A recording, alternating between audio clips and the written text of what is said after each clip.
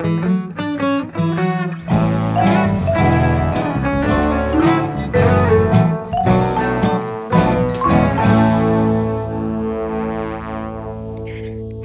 and welcome to Keep It Fictional, the book podcast from the Port Moody Public Library. My name is Sadie and I'm your host today, and I'm joined by my book friends, Corrine and Virginia. Now, we pick our topics on this podcast for a variety of reasons. Sometimes we have a book that we've been wanting to read, and so we pick a theme that will give us a chance to read it. Or we're wanting to stretch or diversify our reading, and so we pick a theme that will push us to read something new. And sometimes we pick a theme that allows us to really read anything that we want because that theme is so broad, and so we're not forced to read any one specific genre. I have to say that this was kind of my motivation for this week's topic. A book with your favorite color for its cover. Now, maybe we were drawn to the book because of the color, or maybe we wanted to read it for other reasons, and the fact that the color was our favorite was just kind of a happy accident. Now, I'm curious what the reason was for my book friends, and we will see. But before we get to the books, I want to know, was this topic as freeing and flexible for my two book friends as I had hoped it would be, or did you struggle to find a book for this week even more or more so than you did in other weeks? What do you think? So here's the deal. As you know, I read the books the night before, and I had kind of misinterpreted this topic in a pretty big way in that I thought it had to have a color in the title. And so there I was at 10 o'clock at night, furiously speed reading The Color Purple. And then I texted something to Virginia. She's like, oh, well, like this topic should be really easy. I'm like, what are you talking about? I'm like, this is really hard. Like I had to really go through all of Libby and try to find something. And then she was like, well, no, the topic is just, like a book that the cover is your favorite color. And I was like, yeah. So I closed The Color Purple and just picked up a book that I really love. That honestly, I do love the color combination on the cover of this. And so in some ways it was difficult because I didn't read correctly. And in some ways it was very easy. That's fair. That's fair. Yeah. What about you, Virginia? It sounds like you did read correctly as to what the topic was. Did you find it easy to find a book for this week? I do consult that spreadsheet religiously, so I think yes.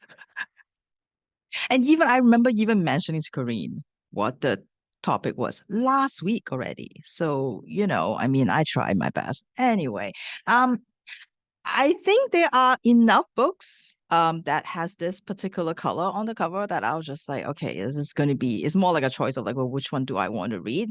And also, sometimes trying to find one, I was trying to look for one that has like the most of that color on the cover rather than just like one that has a little bit and then like, just, yeah. So yeah, I think it's fairly easy, I think, this week. So yeah, thank you, Sadie. You did absolutely warn me. And for some reason, it didn't like actually stick in my brain. You're like, oh, it'll be easy. And just like whatever the book is, just make it up. And I was like, really? Like, but how would you do that? Like, it has to have a color in the title. To your credit, you tried as hard as you could. I have no one to blame but myself. It happens. It's okay. Okay. And now you've read some of The Color Purple, so you can say that. I feel so ashamed that I haven't read it. And it's a book that I've always meant to get to. But I do not think it's a book that you're supposed to try to like speed read through. You might not be able to get all of the nuances and the importance of, yeah, no, it's true. It's true. Well, thank you for sharing, both of my book friends. I too definitely found this, same as Virginia, quite an easy one. I didn't necessarily have a pile of books that I was going to choose from, but once I kind of searched for books with certain colors on them, there were quite a few options that I had. So that was good. So we're going to go actually to Virginia first today. So Virginia, what is this magical color that you had stacks of books waiting for you to read? Well, I feel like if there's anyone on staff that no one really should have a problem saying what their favorite color is, I'm probably one of them because black, wear the color every day, to the point where if I wear a color shirt, and by color I mean like a gray shirt, people will comment on it. They'll just be like, "What are you doing today?"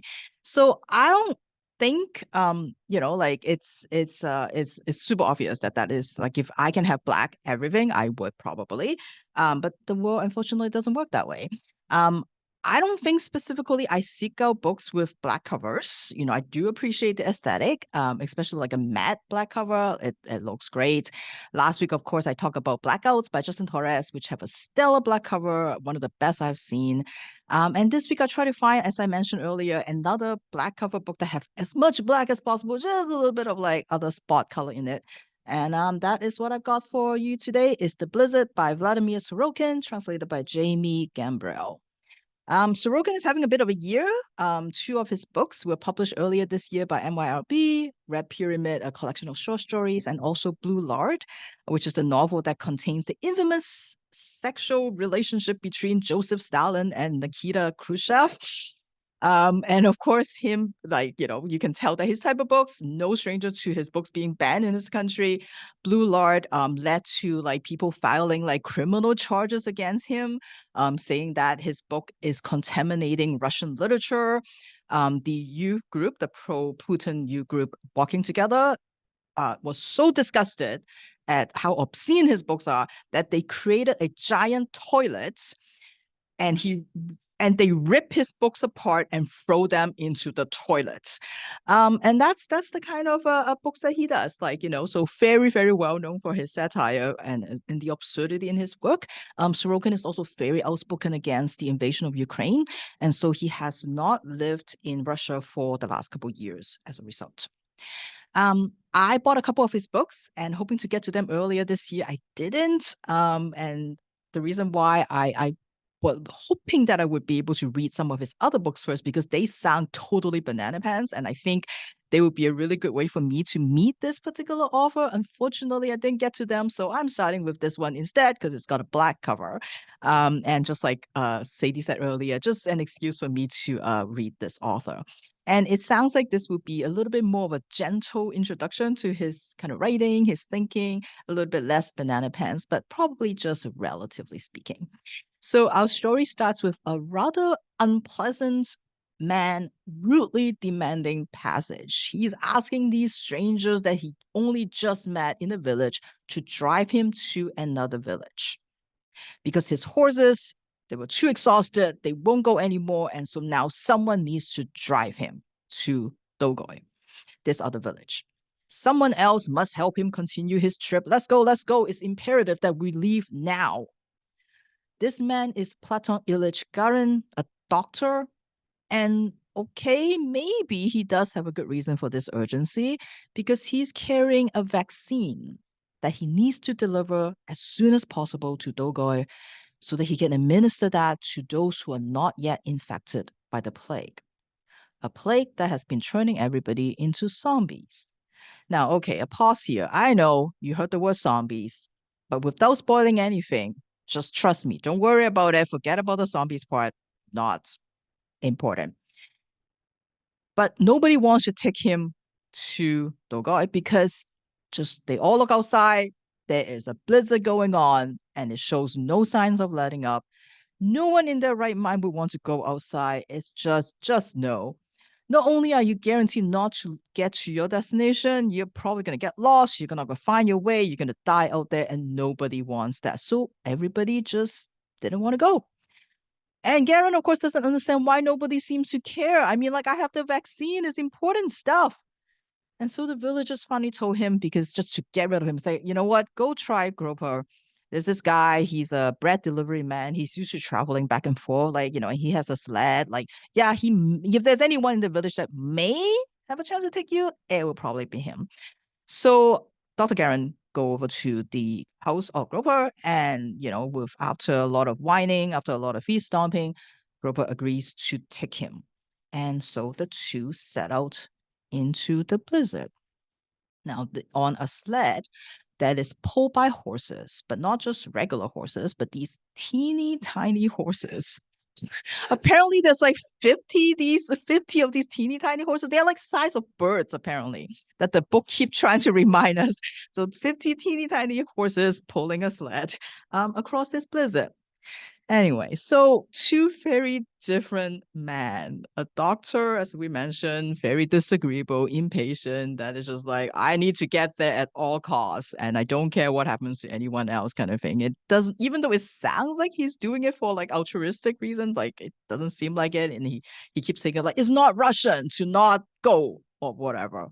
And then we have the other side. We have Groper, who is a very calm man that nothing seems to faze him. And he takes pride in his teeny tiny horses, his only thing that he cares about. And he seemingly leads a pretty simple, kind of a happy life. He come across as like just kind of your sidekick kind of character. But of course, at the end of the story, you will discover that there's a lot more to him. And there's one particular scene that you really, really like, I really, really love, that kind of reveal a little bit more about this kind of seemingly kind of a stock character. But despite the setup, Sorokin's Blizzard is not a survival story, like where the characters have to use all their wits to triumph over all the challenges and hardship that nature throws at them. Yeah, sure, they have to keep themselves alive. But as you can guess from my intro, this book is very much like a journey into like something very weird, something very strange, very surreal. And yes, it is, as we have been arguing these days, this is definitely a book about the journey. I don't want to spoil anything like that, because it is one of those books that you kind of have to read, like in terms of like sort of the journey part, what they actually come across. There's going to be some weird, clear pyramid shaped stuff lying on the ground. There's going to be a giant snowman that has very disproportionate body parts. And there's some bad drug trips like that involve like cauldrons and people digging tunnels underground and all sorts of weird, weird, strange stuff. And like throughout the whole thing, even if drugs are not involved, like you're always kind of wondering, like, what? Like, is this real? Is this imaginary? Is just hypothermia? Like, what is going on? And everything that the two meets on the way is supposed to like leave our characters and also, of course, readers confused and kind of disoriented. Everything everywhere is covered in snow, everything is white, and it's kind of impossible to find the road. It's impossible to find your bearings, and not just space-wise, but also like time-wise, because the story sort of begins with just sort of what you expect of like a classic, a good old Russian kind of story. You got a village, you got a snowstorm, they're setting out on a journey with horses and stuff like that. Like forget about again, like I said, forget about the zombies. But as they encounter all these different things, suddenly they're like, there's some weird, like advanced technology that some of these people have, and you're like, wait, like, is this like some sort of dystopian kind of future Russia? And then just when you think, okay, well, yeah, I think that's what it is. It's happening in like the future, and you think that you figure out the timeline, then Sorokin throws in giants, and you're like, wait, what? Like now are we back in fantasy land? It's really hard to find your way through this, and just like confusing, for a reason. And a story that feels like it should be kind of slow because again, everything looks the same. It's just all snow. It seems like, like time is just standing still. It's actually a very quick read. Like, and I was surprised at like how quick this book is, in terms of the pacing of it. It's kind of like a one sitting type of book. And the only thing that I would say is like I wish I had a better kind of grasp of like Russian history and sort of the current kind of Russian like political climate and all of that to kind of really understand, I think, like a lot of the metaphors in it. I'm sure a lot of things here is metaphorical. So I wish that I have a better sort of understanding so I can have understand all the references. So I definitely want to brush up on sort of that before I tackle his other books, which I am sure is going to be like even more so, like it's more blatant kind of like references and kind of satire in it. And I also can't wait because they're supposed to be so bonkers. I cannot wait to read what else comes up, in his other books. So as the translator pointed out in an interview, every Russian writer has a Blizzard story. So, if you want to kind of like expand your like Russian literature world beyond your like Dostoevsky, your Tolstoy, your Chekhov, and you move into more contemporary living writers, I highly recommend you checking out Sorokin's work. So this is The Blizzard by Vladimir Sorokin, translated by Jamey Gambrell. Wonderful. Thank you, Virginia. All I can picture is just teeny tiny horses now. And I really I want it to be made into some sort of visual medium so that I can just see all of these teeny tiny little horses pulling it. That's good. That's good. Excellent. Well, thank you very much for sharing a book with a black cover today. Next, I think that we are going to go over to Kareen, if Kareen is ready. Wonderful. Next, I think we're going to go over to Kareen. Kareen, which color combination I think you had mentioned did you end up picking last night? Yeah. Oh, sorry. I'm also very distracted by teeny tiny little horses. Like, and it's also like the amount of them. Like one teeny tiny horse, I think I would be able to quickly move on for, but 50 teeny tiny horses is just so pleasing. Right? It's their little hooves. Their little hooves. Okay, focus, Kareen. Focus, focus, focus. All right. Yes. So my favorite color was very easy to choose. Is this a BTS thing? Yeah, take a drink. My favorite color, as you can see from my pens, as you can see from my tumbler, as you can see from my lanyard, and as you can see from my book, is purple. I'm gonna go, yeah, it's definitely purple. I've always loved purple, and it has a very special meaning for BTS Army fans. And so this was a very, very easy pick. And I'm quite happy because I get to talk about a book that I really love. That, let me quickly check the publication date. I think might actually be one of my favorite books of the year. Yeah. Whew. So at least I've got one. So the stress on that is done. So again, thank you, Sadie, for choosing this topic. This is a book that I have been reading really slowly, and so and I think the book kind of lends itself to that. So this was good incentive to kind of like finish it so that I was able to talk about it a little bit more on the podcast. There was a certain point of time in all movies, and I think it still kind of continues today. Movies, Hallmark television specials. There's been like a slew of publishing where a high-powered woman executive with a fancy job in the city quits her job to go and start a cupcake business or an embroidery store or a cream cheese artisanal charcuterie board business or a bookstore. The bookstore is the classic. It's the dream that everyone has. It is the dream that our main character has. But if you were looking for kind of like a simple romantic love story with not a lot of depth, just kind of like selling you the dream of what it would be like to not be caught up in the capitalist grind. This book is not that, which is a very, very pleasant surprise. Um, when you kind of hear the description of what the plot is, it very much does seem like it falls into that camp, but it is using the trappings of this to make a critique of late stage capitalism, but for fun. Um, so this is again published this year, thank goodness. The purple and gold cover, and it's a beautiful cover. I really like it. Of Welcome to the Hyunam-dong Bookshop by Hwang Bo-reum, published this year, translated by Shanna Tan, and this is Shanna Tan's first translation. She was mentored by Anton Her, my man, and Julia Sanchez. And so this is her first translation, and I can't wait to see what she kind of chooses to do next. This is also the author's first book, which is very surprising that it is kind of so deftly handled as a debut. And she's written essays before, but this is the first kind of like bookity book that she has done. So this was kind of described by the back a smash hit in Korea, and you can kind of understand why when you read through it. And again, take the plot with what it is, and then I can talk a little bit more about the themes after. Our main character is Young-ju, and she has done everything right. She worked really hard as a child. She studied every night. She did what her parents did. She got into a great university. She graduated with honors. She has an enviable career, high powered. She has all of the accolades, the big desk, the big house, the everything that she should dream of. She's married to a pretty good man, but her life is falling apart. Inside, she feels empty. And not just a normal kind of emptiness, but a clawing, raging emptiness. She realizes that she's not living a life at all. She's just going through the motions like some sort of ghost in her own life. She is burnt out. And she is able only to kind of step back from this when she reaches back into her past and thinks about kind of the last time that she was really happy or the last time that she really felt something. And she thinks back to kind of like a childhood dream that she had to open a bookstore. And so she decides to leave everything behind.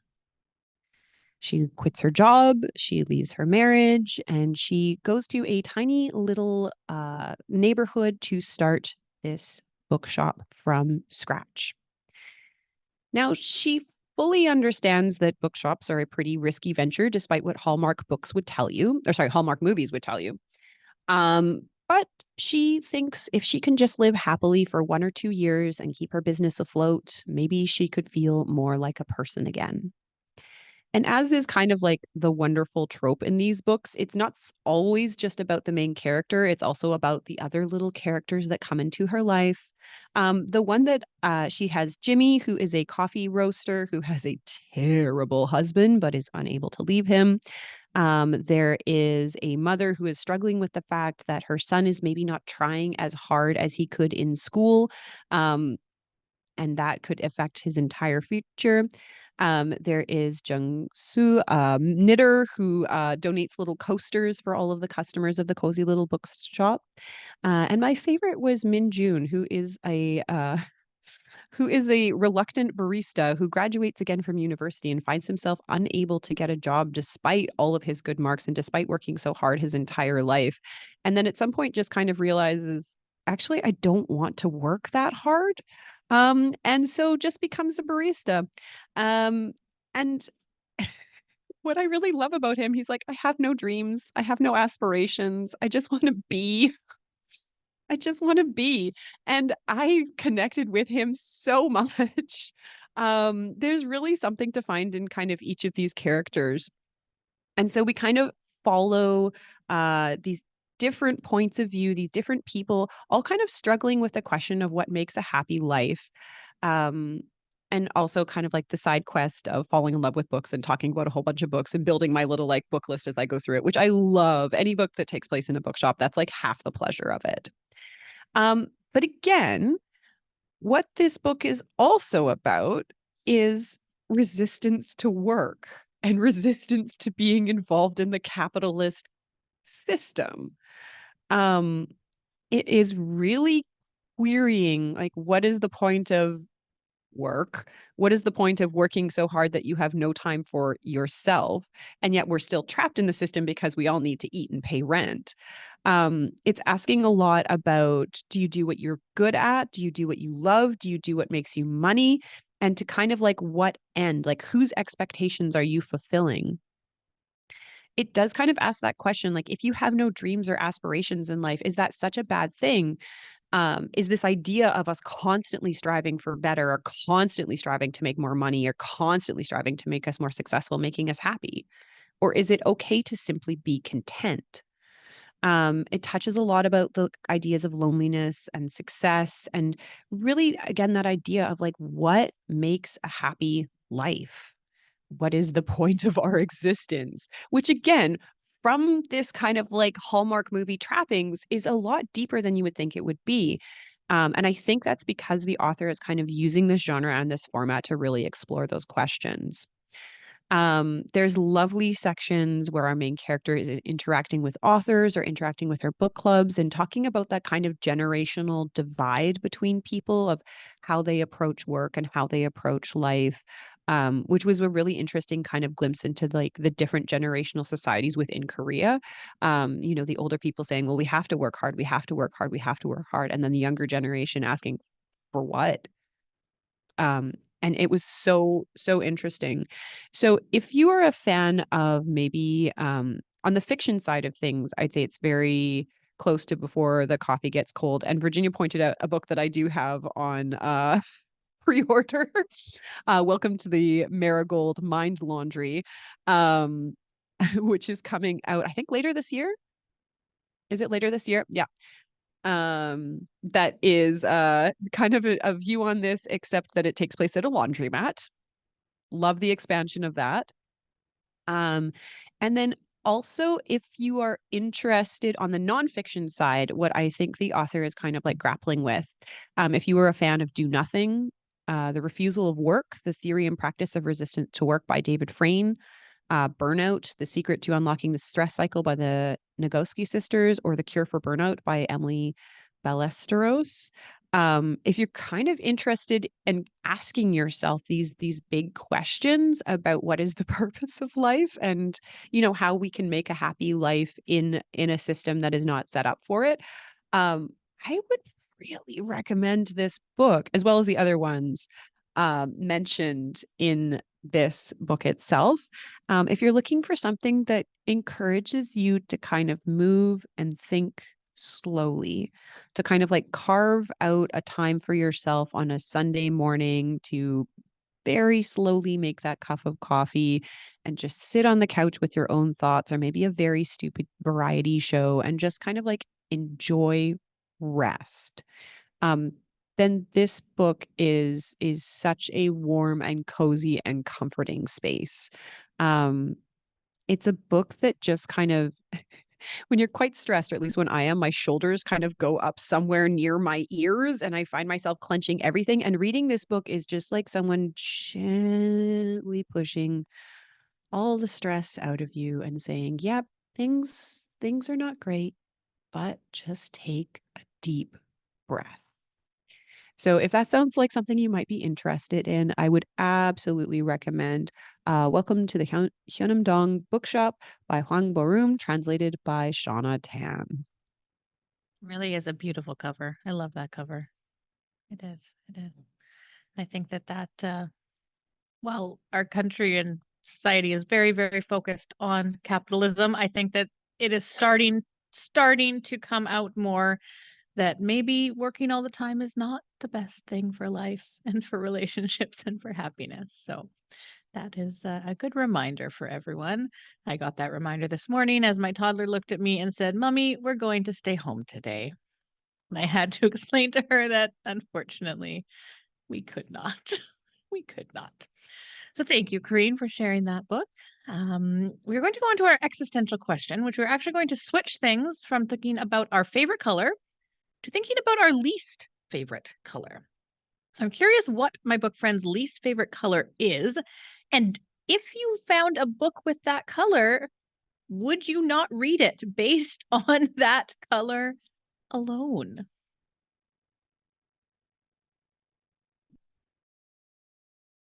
Yeah. It's not that I wouldn't read it. It's that, okay, my least favorite color is yellow. Gold is fine. I love gold. I hate yellow covers. There's something about it that's so garish and so like, look at me, that if I often read on the SkyTrain, or I read in public, or whatever. I refuse to read yellow books in public because they're too loud. They're way too loud. And I feel like it just kind of like draws, and I know why the book publishers do it, because it draws the eyes, like all the attention gets focused on that. And I wonder if there are people not like sitting there judging my book taste as I'm trying to like enjoy this on the SkyTrain. So for example, Butter, the one that I'm reading right now, I can only read at home because it's too bright, too yellow. It's like screaming at me. You know, it's funny, Karina. I think we're very much on the same color page right now because I was also going to say yellow. And I think for me, it's because when I put yellow on, I look very, very, very sick. It just doesn't work with my skin tone. It just doesn't work with my coloring. And so I tend to avoid yellow in that sense. And so I think I've just avoided yellow a lot. So I don't know if I would necessarily not read a book, but I do understand that kind of loudness and garishness. I remember in high school learning that there's certain colors are supposed to make people do certain things. And yellow is one of the colors that is supposed to make you want to buy things and supposed to make you want to spend money.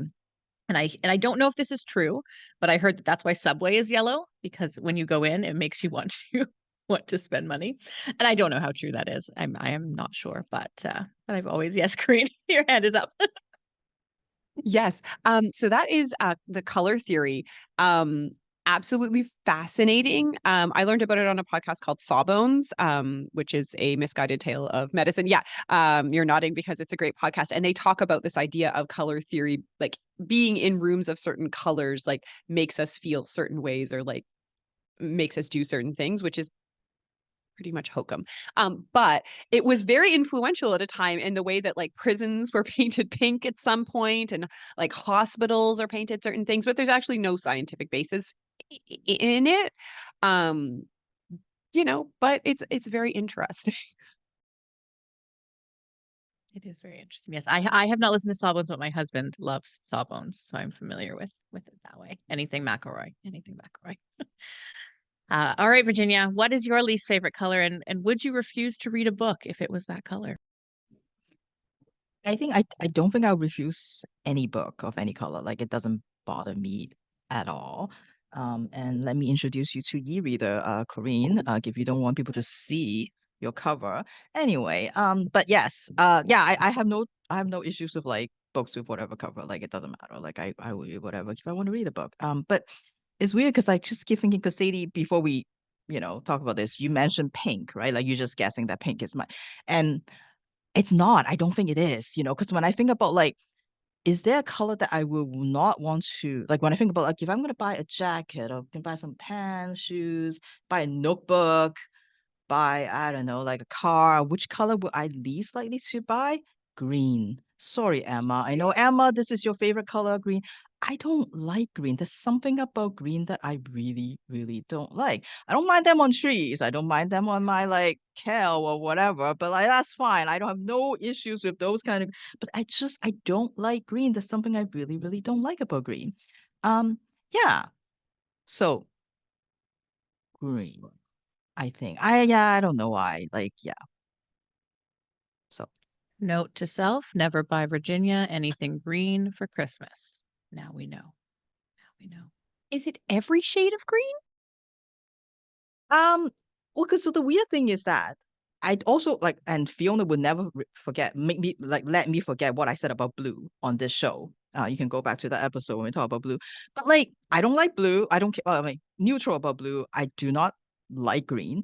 But when I combine those two colors, like teal, turquoise, which I love for whatever reason, like if it weren't for black, I think that would be my other color.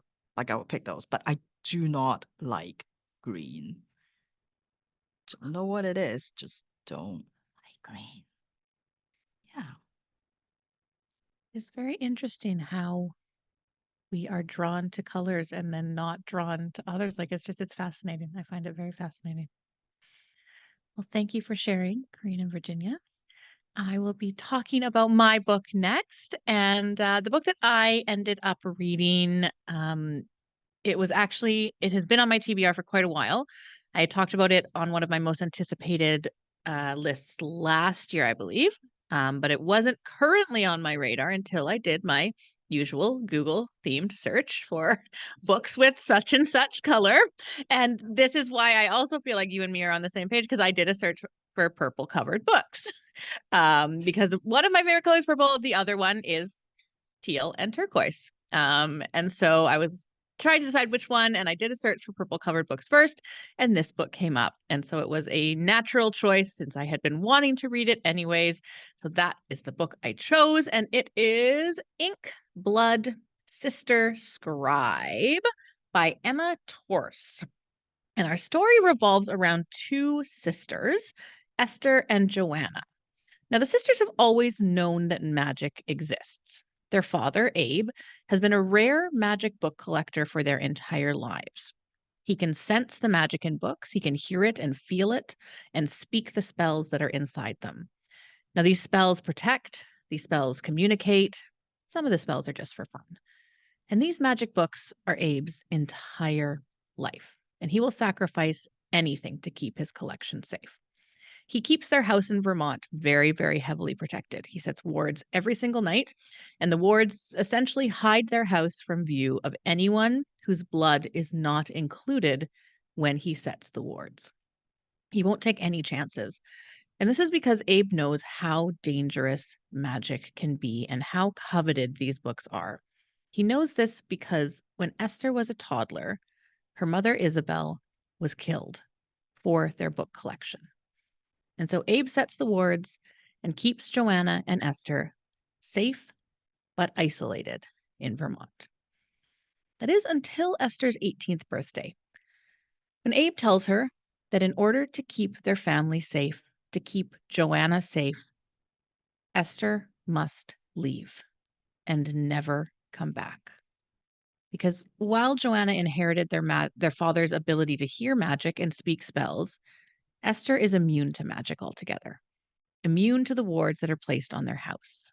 And if she is immune, then she can be found. And if she can be found, then their entire family can be found. And so Abe tells her that she must move and must never stop moving, that it isn't safe to stay more than a year in any one place. Not wanting to put Joanna in danger, but knowing that she can never truly explain to her why she must leave and why their father is putting this horribly big responsibility onto an 18-year-old, Esther leaves.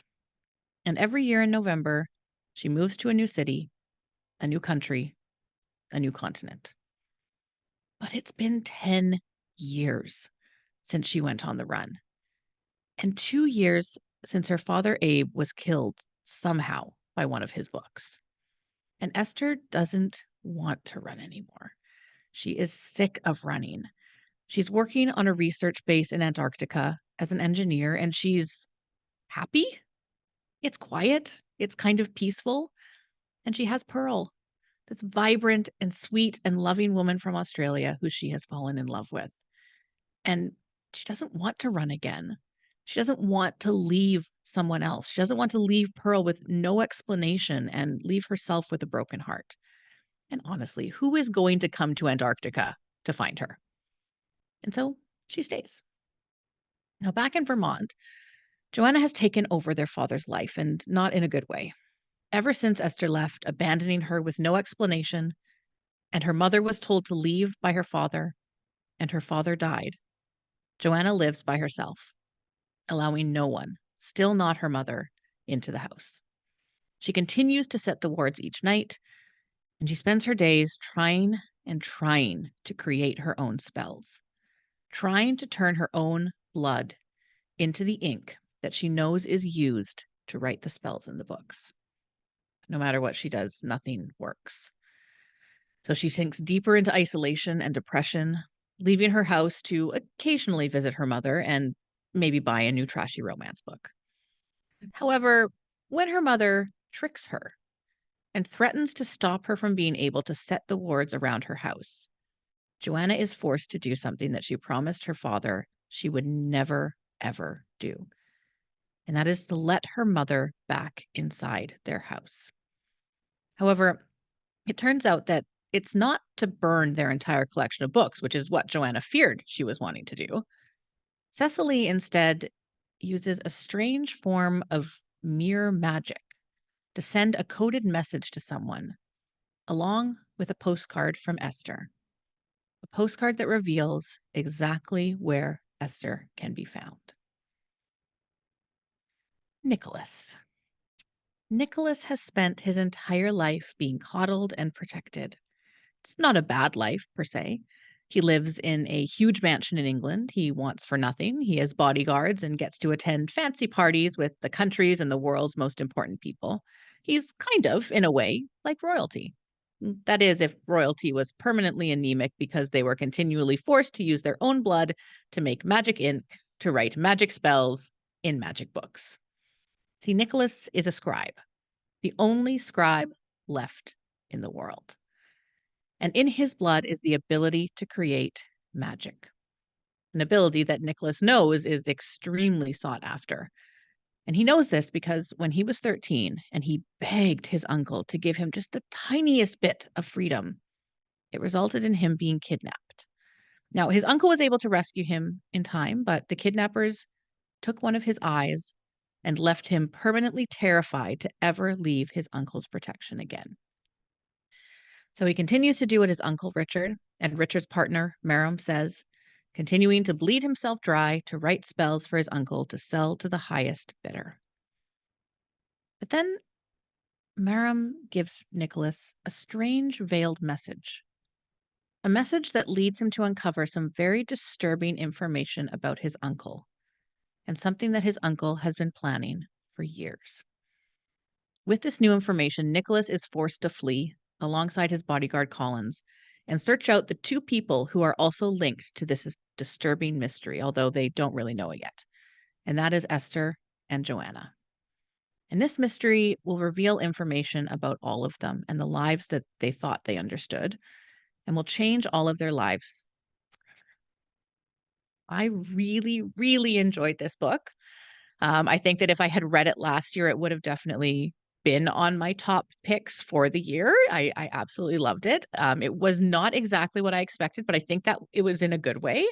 I expected it to focus quite heavily on Joanna and Esther and kind of their relationship and kind of them finding their way back to each other and figuring out why Esther had to leave. And that's definitely a big part of it. I did not expect the storyline with Nicholas and his bodyguard Collins. I don't think they even really mentioned that in any of the descriptions, which I find interesting. When the new character came into it, I was quite surprised. The book had a very big Bourne identity feel to it, which I have to admit, I absolutely love the Bourne movies. I absolutely love it. I've never read the books, but I love the movies. I don't know if it's a Matt Damon thing. I don't know what it is, but I absolutely love the Bourne movies. I like kind of that high action, the mysterious like organization that like controls everything, and this kind of like splinter group that's working against them. And I like kind of the idea where our protagonists are kind of brought into it and learn all of this information that they changes their view of the world, and they have to try to process this information while also trying to bring down this horrible organization. And so I love that. And this book had a very heavy dose of all of that, but magic as well, which I mean, how do you go wrong with that? So I think that if you really like that kind of book, if you love Bourne Identity, if you like that kind of high action stuff, but you also enjoy that kind of hint of magic, it definitely kind of focused a lot around power and who has the power and how you can kind of how these organizations get all the power and use that so that no one else can have it, and kind of breaking down those kind of power structures, um, and all on the shoulders of like a 20-something group of people, which I think I appreciated because they weren't super young when this happened as well. They're all like 28, 29, and so it's not like a group of teens having to bring down like they're established. They can make some real life adult decisions in these situations. But yeah, so I would say if you like Bourne Identity, if you like that kind of plot line, then I would definitely recommend Ink Blood Sister Scribe by Emma Törzs. There is sadly at this point no sequel planned, which makes me very sad, but maybe a film or TV adaptation, which I think would go really, really well. All right. Well, that is all for our color books today. But thank you so much, everyone, for listening. Let us know in the comments on if you listen on Facebook. Let us know if you judge a book by its color, or if there's any colors. Hey, it's a good line. Come on, I had to say it. I had to say it. Or if there are any colors that you would flat out refuse to read if a book is a certain color. So thank you to Virginia and Kareen for humoring me in my color discussion today. Thank you to all of our listeners, and please tune in again next week for another episode of Keep It Fictional. We will see you then. Bye.